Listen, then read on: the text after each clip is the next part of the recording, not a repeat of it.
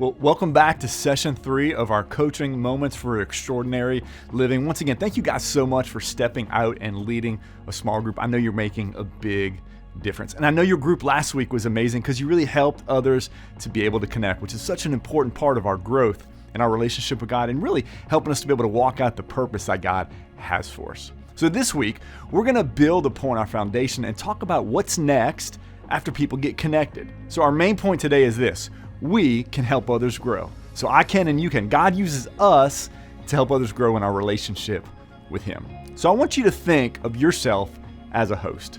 Your job isn't to entertain everyone, but to create a fun, life-giving environment where people can let their guard down and easily connect and grow. So how do we do this? Well, I want to give you guys 4 ways to help your group members grow. The first way is this: you have to model being open, being transparent. So your level of openness as you share is really going to set the stage for the group. If you share just kind of surface level type stuff, then everybody else is going to do the same. But if you kind of take a risk and you go deeper, then you're going to have some members of your group, they're going to do so as well. It's really going to impact their lives. So I want to encourage you maybe to push yourself a little bit.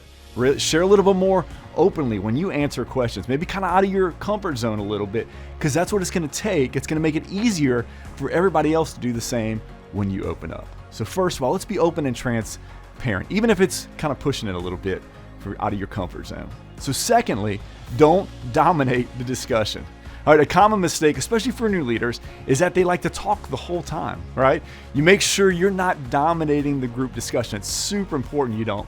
I think a good rule of thumb is try to speak less than 50% of the time, because what happens is it really encourages others to be able to jump in, open up, and for them to be involved. So the more people feel heard, the more that likely they are to come back and really grow. But if there's either you or if you kind of got somebody that's dominating the whole discussion, then people don't get to share and they don't get to connect as well. So let's make sure we have a nice open discussion in our small groups.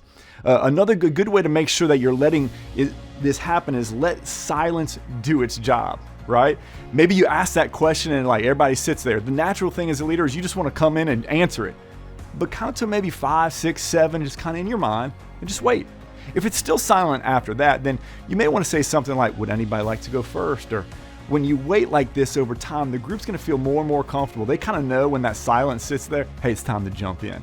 Or maybe you wait and then you go, well, hey, let me share first. And you, maybe as the leader, you break the ice. So don't be afraid to use that silence to really help people kind of step out of their comfort zone and share as well. So third, you want to get everybody in the game. For instance, ask for volunteers maybe to read the Bible passage. Ask another person to read the paragraph in the study guide. What happens is this: the more that you get others involved, the more they're going to feel a part of the group and the more comfortable they're going to feel. And really, they'll feel more connected that way with one another. So as the group comes to a close, you want to make sure you take some time to pray together as a group. This is huge. Praying together is a powerful tool, first of all, to see God move, right? And really answer some of those prayer requests. But it also helps people to begin to connect together because people kind of open up. Prayer requests is an awesome time for people to get maybe a little bit more vulnerable because they're going, hey, this is a need that I have. And they get to bring it to the group and you guys get to join together and pray for them.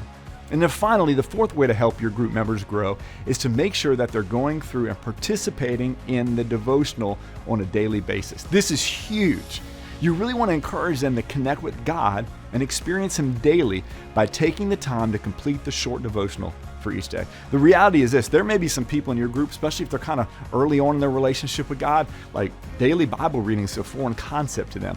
And this is a big step in just developing a habit, 5 to 10 minutes of every day, reading and writing some things that God's speaking to them about. So you can really help them learn how to connect with God by having them be in that daily devotional.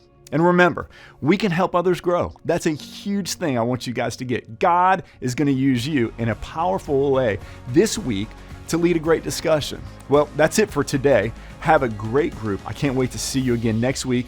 We're praying for you.